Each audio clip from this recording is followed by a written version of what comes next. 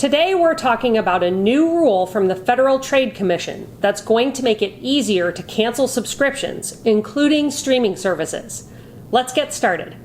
The FTC recently finalized the click-to-cancel rule, a major update to the negative option rule that requires subscription-based businesses to simplify cancellation processes. This rule mandates that canceling a subscription must be as easy as signing up for one.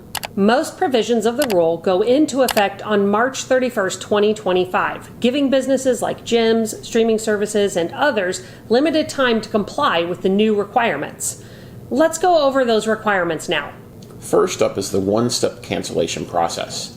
Companies must now offer consumers the ability to cancel subscriptions through the same method they use to sign up without any additional steps. So, for example, if you subscribed online, you should be able to cancel online in just one step. No more jumping through endless hoops. Another aspect of the rule is that providers can no longer use tactics like lengthy surveys, promotions, or excessive offers to prevent customers from canceling their subscriptions. We've seen this with streaming services like Paramount Plus and Hulu that ask multiple questions of you about why you're canceling, and then they make multiple other offers to try to retain you before you are actually brought to a screen where you can cancel. Yeah, the FTC really wants to stop providers from trying to delay or prevent cancellations. As FTC Chair Lena M. Khan said, quote, "Nobody should be stuck paying for a service they no longer want," end quote. Another important aspect of the rule is that it applies to all recurring services, so not just streaming. And this includes gym memberships, meal delivery kits, and really any other subscription service with recurring payments. Now, companies must also provide clear and upfront notices to consumers before automatic renewals, including any changes in price or terms of service. This has some companies fighting back to try to block the rule. Now, we'll get to that in a second, but first let's finish reviewing the provisions of the rule. Yeah, one feature businesses are happy about is that while they can't force retention offers during the cancellation process, they can still ask if customers are open to promotions. The catch is that it comes after cancellation is completed. Another measure with the rule is that businesses must provide clear and conspicuous disclosures of subscription terms, including renewal policies and cancellation instructions when you sign up. So in other words, you have to know exactly what you're signing up for. Exactly. Now let's take a look at how this rule will be enforced and what penalties come with companies that either refuse to or unintentionally do not comply. Companies that violate this rule could face penalties, including fines. The FTC is prepared to take strong action to ensure compliance, especially with digital and streaming services.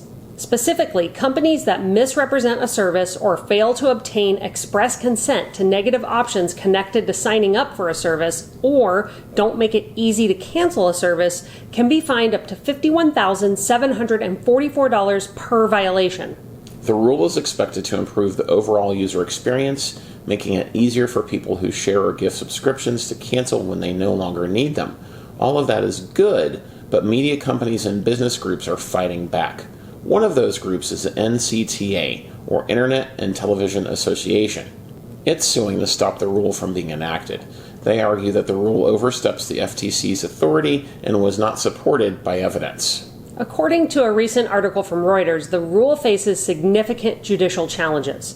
The NCTA and other industry stakeholders have filed a lawsuit in the Fifth U.S. Circuit Court of Appeals, claiming that the rule could cover as many as 1 billion paid subscriptions in the United States and is, quote, arbitrary, capricious, and an abuse of discretion, end quote. The NCTA and other industry groups are arguing that the rule imposes unnecessary burdens on businesses and could disrupt their operations.